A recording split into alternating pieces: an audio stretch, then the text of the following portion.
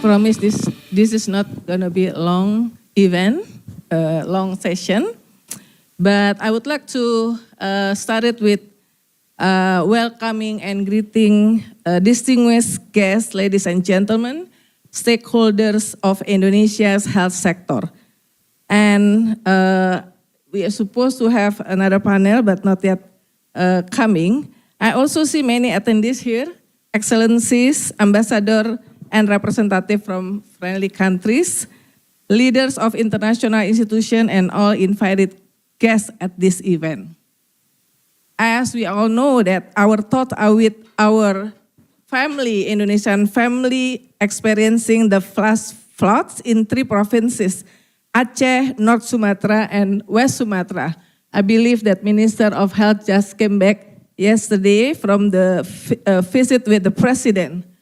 And I would like to update actually from the dashboard of Minister of Health, which is you can follow, very updated. For 2 weeks now, the latest figures this afternoon show at least 974 deaths, more than 280 still missing, more than 5,000 injured, 140,000 houses damaged, 52 district cities affected out of 75 districts and cities in 3 provinces, and more than 800,000 people evacuated across more than 1,000 locations.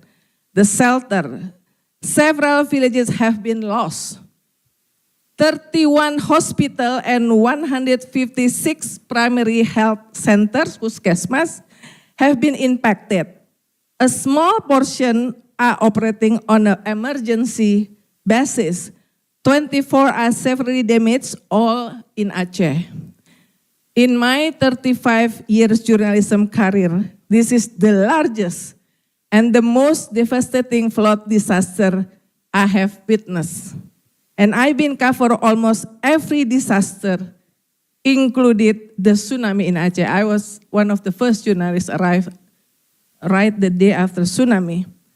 And 2 days ago, Governor Muzakir Manaf of Aceh, a former commander of the Free Aceh movement who spent his youth in guerrilla warfare in the forest before the peace agreement between GAM and the Indonesian government, stated, they died not because of the flood victims, but from starvation.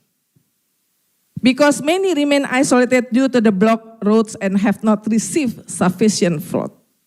As I mentioned earlier, it has been 2 weeks since November 26. On this phase 2, health issues typically emerge under such dire condition. We must not allow the death toll to rise due to delay health assistance. In normal times, primary health center, puskesmas, have increasingly become a mainstay, and the government, through the Ministry of Health, quite successfully, as a journalist, I have to say quite, not yet success. So there is no it's already there, right? We are not there yet. Has carried out significant transformation in this sector. The resilience of puskesmas become even more critical during a crisis like this. We need collaboration from all parties, especially those gathered here with us tonight. So that's why I would like to ask the first question to the minister. What are the critical targets that need to be achieved during the 2025-2045 government period?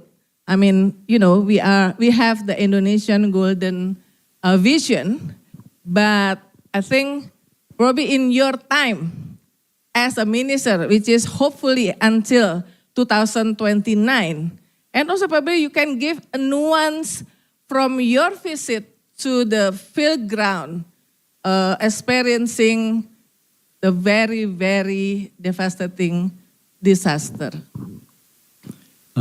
So before we talk about the plan in the future, we talk about what happening on the ground now.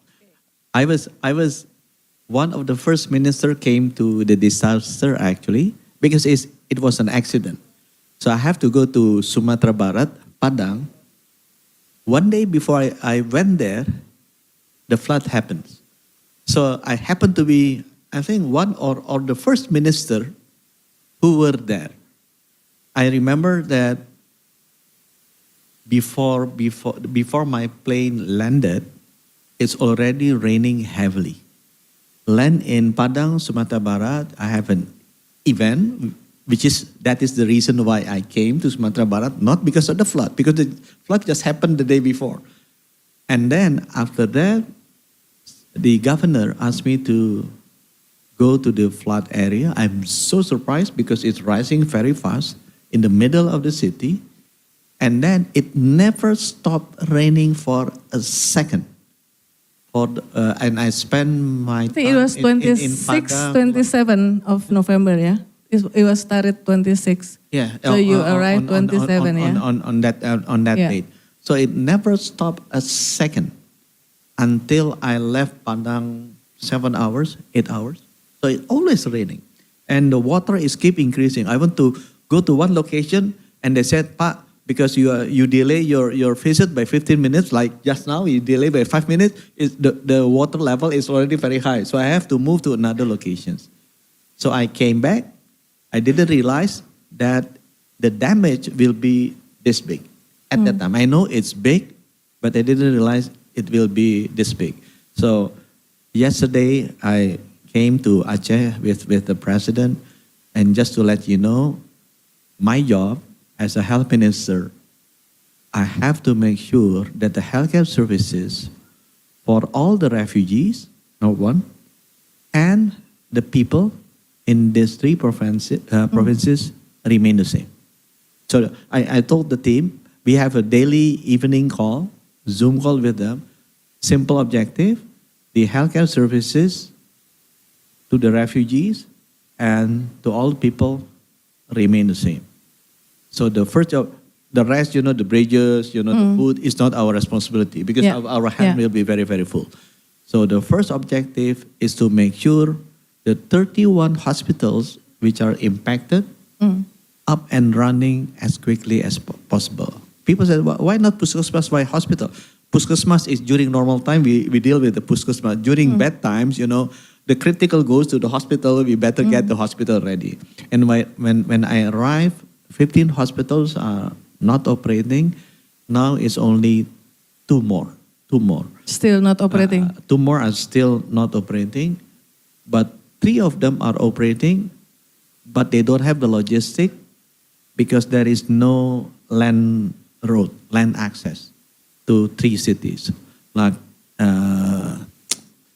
what is the name? Benar Meriah. Takengon in Aceh and Middle Aceh, and Gayo Lues. But Gayo Lues opened 2 days ago. And Benar Meriah, hopefully in the next 2 days.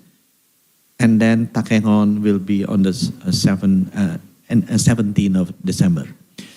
So the hospital, the problem is no electricity. How can you open a hospital without electricity? And we have 10 locations with no electricity.